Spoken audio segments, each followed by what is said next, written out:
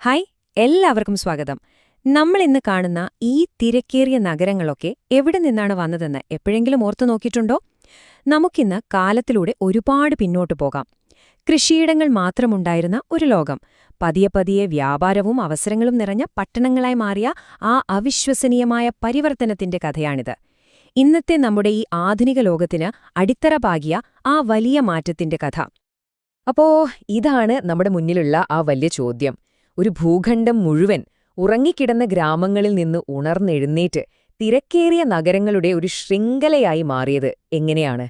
ഈ വലിയ സാമൂഹിക മാറ്റത്തിന് പിന്നിലെ കാരണങ്ങളിലേക്ക് നമുക്ക് ഒന്നൊന്നായി ഇറങ്ങിച്ചെല്ലാം, അല്ലേ? നമ്മുടെ കഥ തുടങ്ങുന്നത് ഇവിടെ നിന്നാണ്, ഫ്യൂഡൽ വ്യവസ്ഥയിൽ നിന്ന്. പട്ടണങ്ങളൊന്നുമില്ലാത്തൊരു ലോകം ഒന്ന് മനസ്സിൽ കാണാൻ ശ്രമിച്ചേ. ജീവിതം മുഴുവനായും ഭൂമിയെ ആശ്രയിച്ചാണ്. പ്രഭുക്കന്മാർ ഭൂമി ഭരിക്കുന്നു, സാധാരണക്കാർ അതിൽ പണിയെടുക്കുന്നു. തലമുറകളായി വലിയ മാറ്റങ്ങളൊന്നുമില്ലാതെ പ്രവചിക്കാവുന്ന നിശ്ചലമായ ഒരു ലോകം. ശരി, അപ്പൊ നമുക്ക് ആ പഴയ ലോകത്തേക്ക് ഒന്നൂടെ ആഴത്തിൽ പോകാം. യൂറോപ്പ് വലിയ മാറ്റങ്ങളില്ലാതെ കൃഷിയെ മാത്രം ആശ്രയിച്ചു കഴിഞ്ഞിരുന്ന ആ കാലഘട്ടത്തിന്റെ ഒരു ചിത്രം നമുക്ക് മനസ്സിൽ വരയ്ക്കാം. എങ്ങനെയുള്ളൊരു മാറ്റത്തെക്കുറിച്ചാണ് നമ്മൾ സംസാരിക്കുന്നത് നോക്കൂ. ഒരു സൈഡില് കൃഷിയിടത്തിലൊതുങ്ങി തലമുറകളായി ഒരേപോലെ പോകുന്ന ആ ഫ്യൂഡൽ ജീവിതം. പക്ഷെ മറുഭാഗത്തോ അവിടെ വ്യാപാരത്തിന്റെ ബഹളമാണ്, പണത്തിന്റെ ഒഴുക്കാണ്, പിന്നെ പുതിയൊരു സ്വാതന്ത്ര്യത്തിന്റെ കാറ്റും വീശുന്നുണ്ട്. ഈ ഒരു വ്യത്യാസം അത് തന്നെയായിരുന്നു ആളുകളെ പഴയ ലോകം ഉപേക്ഷിച്ച് പുതിയതിലേക്ക് വരാൻ പ്രേരിപ്പിച്ചത്. അപ്പോ ഇങ്ങനെയെല്ലാം ഒരേപോലെ പോയിരുന്ന ആ ലോകത്ത് ഈ മാറ്റത്തിന്റെ തീപ്പൊരി എവിടെ നിന്നാ വന്നത്? രസം എന്താണെന്ന് വെച്ചാൽ അതിന്റെ തുടക്കം യൂറോപ്പിന്റെ ഉള്ളിൽ നിന്നായിരുന്നില്ല, മറിച്ച് ആയിരക്കണക്കിന് കിലോമീറ്റർ ദൂരെ നടന്ന ചില സംഭവങ്ങളായിരുന്നു അതിന് കാരണമായത്. മാറ്റത്തിന് പിന്നിലെ പ്രധാന കാരണം കുരിശുയുദ്ധങ്ങളായിരുന്നു. ഈ യുദ്ധങ്ങൾക്കായി കിഴക്കോട്ടു പോയ യൂറോപ്യന്മാർ തിരികെ വന്നത് വെറും യുദ്ധകഥകളുമായിട്ടായിരുന്നില്ല. അവർ കൂടെ കൊണ്ടുവന്നത് പുതിയ രുചികൾ, സുഗന്ധങ്ങൾ, പട്ടുതുണികൾ, അതിനെല്ലാമുപരി പുതിയ ചിന്തകൾ കൂടിയായിരുന്നു. അതുവരെ അടഞ്ഞുകിടന്ന യൂറോപ്പിന്റെ വാതിലുകൾ കിഴക്കിന്റെ ആ സമ്പന്നതയ്ക്ക് മുന്നിൽ മലർക്കെ തുറക്കുകയായിരുന്നു. ഇതൊരു ചെയിൻ റിയാക്ഷൻ പോലെയായിരുന്നു ശരിക്കും. കുരിശുയുദ്ധങ്ങൾ യൂറോപ്പിനെയും കിഴക്കിനെയും തമ്മിൽ കണക്ട് ചെയ്തു. അതോടെ കിഴക്ക് നിന്നുള്ള സുഗന്ധവ്യഞ്ജനങ്ങൾക്കും പട്ടിനുമൊക്കെ യൂറോപ്പിൽ ഭയങ്കര ഡിമാൻഡായി. സ്വാഭാവികമായും ഈ സാധനങ്ങൾ വിൽക്കാൻ പുതിയ കച്ചവട കേന്ദ്രങ്ങൾ വേണ്ടിവന്നു. ഈ മാർക്കറ്റുകൾക്ക് ചുറ്റും ആളുകൾ താമസിക്കാൻ തുടങ്ങി. പതിയെ പതിയെ അതൊക്കെ തിരക്കേറിയ പട്ടണങ്ങളായി മാറി. വെനീസ്, ജനോവ പോലുള്ള നഗരങ്ങളെപ്പറ്റി കേട്ടിട്ടില്ലേ? അവർ ശരിക്കും കടലിന്റെ രാജാക്കന്മാരായി മാറി. കിഴക്കു നിന്നുള്ള സാധനങ്ങളൊക്കെ യൂറോപ്പിലേക്ക് എത്തിക്കുന്ന പ്രധാന ഹബ്ബുകളായി അവർ വളർന്നു. അതുപോലെ ലണ്ടൻ പോലുള്ള നഗരങ്ങൾ അവിടുത്തെ പുഴകളെ വ്യാപാരത്തിന്റെ ഹൈവേകളാക്കി മാറ്റി. ഈ നഗരങ്ങളിലേക്കൊക്കെ പണവും ആളുകളും ശരിക്കും ഒഴുകിയെത്തുകയായിരുന്നു. അവ വളരെ പെട്ടെന്ന് തന്നെ വളർന്നു. അപ്പോ പുറത്തുനിന്നുള്ള ഈ കാരണങ്ങൾ മാത്രം മതിയോ ഒരു പുതിയ സമൂഹമുണ്ടാകാൻ? പോരാ. ആ പട്ടണങ്ങൾക്കുള്ളിലും കാര്യമായ ചില മാറ്റങ്ങൾ സംഭവിക്കുന്നുണ്ടായിരുന്നു. എന്തൊക്കെയായിരുന്നു ആ ഇന്റേണൽ എഞ്ചിനുകൾ? നമുക്ക് നോക്കാം. ഗിൽഡുകൾ. അവരായിരുന്നു ആ പുതിയ പട്ടണങ്ങളിലെ സൂപ്പർ ഹീറോസ് എന്ന് വേണമെങ്കിൽ പറയാം. ഓരോ തൊഴിലിനും അതിൻ്റേതായ ഗിൽഡുണ്ടായിരുന്നു. ഒന്ന് ആലോചിച്ച് നോക്കിയേ, നിങ്ങളൊരു ചെരുപ്പ് കുത്തിയാണെന്ന് വെക്കുക.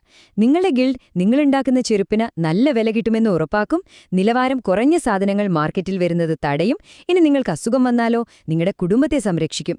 ഇതാ പട്ടണങ്ങൾക്ക് ഭയങ്കര സ്ട്രോങ് ആയിട്ടുള്ള ഒരു സാമ്പത്തിക സാമൂഹിക അടിത്തറ കൊടുത്തു. ഈ സമയത്ത് സംഭവിച്ച ഏറ്റവും വലിയൊരു മാറ്റം എന്താണെന്നോ? സമ്പത്തിന്റെ അളവുകൂല് ഭൂമിയിൽ നിന്ന് പണത്തിലേക്ക് മാറിയെന്നുള്ളതാണ്.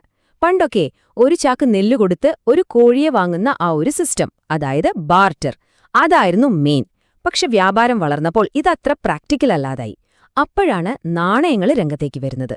അതോടെ കച്ചവടം എളുപ്പമായി, വ്യാപാരികൾ പവർഫുള്ളായി, പട്ടണങ്ങൾ സാമ്പത്തിക കേന്ദ്രങ്ങളായി മാറി. അതേസമയം തന്നെ കൃഷിയിലും പുതിയ പുതിയ ടെക്നിക്കുകൾ വന്നു. വിളവൊക്കെ കൂടി. കൂടുതൽ ഭക്ഷണം കിട്ടിയപ്പോൾ സ്വാഭാവികമായും ജനസംഖ്യയും കൂടി. പക്ഷെ ഗ്രാമങ്ങളിലെ കൃഷിഭൂമിക്ക് ഈ കൂടിയ ജനസംഖ്യയിൽ എല്ലാവർക്കും ജോലി കൊടുക്കാൻ പറ്റിയില്ല. അപ്പോൾ ഈ ചെറുപ്പക്കാരൊക്കെ എങ്ങോട്ടു പോകും? തീർച്ചയായും അവസരങ്ങൾ ഒരുപാടുള്ള പട്ടണങ്ങളിലേക്ക്. ഈ ഒരു ജനപ്രവാഹമാണ് പട്ടണങ്ങൾക്ക് വളരാൻ വേണ്ട എനർജി കൊടുത്തത്. ഒന്ന് ആലോചിച്ചു നോക്കിയേ, നിങ്ങൾ ആ കാലത്ത് ഗ്രാമത്തിൽ ജീവിക്കുന്ന ഒരാളാണെങ്കിൽ പട്ടണത്തിലേക്ക് മാറാൻ എത്ര കാരണങ്ങളുണ്ടെന്ന്. ഒന്ന്, നിങ്ങൾക്ക് സ്വന്തമായി ഒരു പണി പഠിക്കാം, കാശുണ്ടാക്കാം. രണ്ട്, പ്രഭുക്കന്മാര് തമ്മിലുള്ള ആ അവസാനമില്ലാത്ത യുദ്ധങ്ങളിൽ നിന്ന് രക്ഷപ്പെട്ട് കുറച്ചുകൂടി സമാധാനമായി ജീവിക്കാം. പിന്നെ ഏറ്റവും പ്രധാനം, നിങ്ങൾക്ക് കുറച്ചുകൂടി സ്വാതന്ത്ര്യം കിട്ടും. പട്ടണങ്ങൾ ശരിക്കും ഒരു പുതിയ ലോകം തന്നെയായിരുന്നു അവർക്ക് വാഗ്ദാനം ചെയ്തത്. അങ്ങനെ ഈ മാറ്റങ്ങളെല്ലാം ചേർന്ന് യൂറോപ്പിന് ഒരു പുതിയ മുഖം തന്നെ കൊടുത്തു. എങ്ങനെയുള്ളതായിരുന്നു ആ പുതിയ ലോകം? അത് യൂറോപ്പിന്റെ ഭാവിയെ എങ്ങനെയാണ് പിന്നീട് രൂപപ്പെടുത്തിയത്? ഒരു മധ്യകാല പട്ടണം മനസ്സിൽ കണ്ടാൽ അതിന്റെ ഹൃദയഭാഗത്തെ എപ്പോഴും തിരക്കുള്ളൊരു മാർക്കറ്റുണ്ടാവും. ഓരോ തെരുവിലും ഓരോ തൊഴിലിന്റെ ഗിൽഡ് ഹാളുകൾ കാണാം.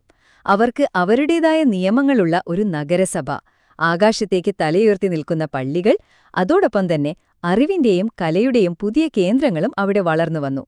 ചുരുക്കത്തിൽ ജീവിതം കൂടുതൽ വൈബ്രന്റായി, അവസരങ്ങൾ കൂടി.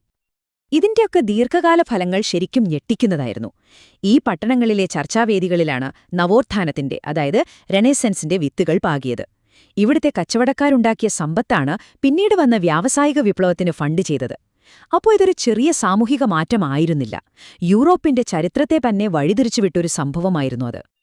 അതുകൊണ്ട് ചുരുക്കി പറഞ്ഞാൽ ഈ മധ്യകാല പട്ടണങ്ങളുടെ ഉദയം എന്നു പറയുന്നത് വെറുമൊരു ചരിത്രപാഠം മാത്രമല്ല. അത് ഫ്യൂഡൽ ലോകത്തിന്റെ ചങ്ങലകൾ പൊട്ടിച്ച് ആധുനികതയിലേക്ക് യൂറോപ്പ് വെച്ച ആദ്യത്തെ ഏറ്റവും ഉറച്ച കാൽവെപ്പായിരുന്നു. അപ്പോ അടുത്ത തവണ നിങ്ങളൊരു വലിയ നഗരത്തിലെ തിരക്കിനിടയിൽ നിൽക്കുമ്പോൾ ഒന്നോർത്തു നോക്കൂ. അതിന്റെയെല്ലാം തുടക്കം ഒരുപക്ഷെ നൂറ്റാണ്ടുകൾക്ക് മുൻപ് ഇതുപോലെ രൂപപ്പെട്ട ഒരു ചെറിയ കച്ചവട കേന്ദ്രത്തിൽ നിന്നായിരിക്കാം. ആ പഴയ ലോകത്തിന്റെ ഒരു തുടർച്ച തന്നെയല്ലേ നമ്മൾ ഇന്നും കാണുന്നത്? എന്താ തോന്നുന്നേ?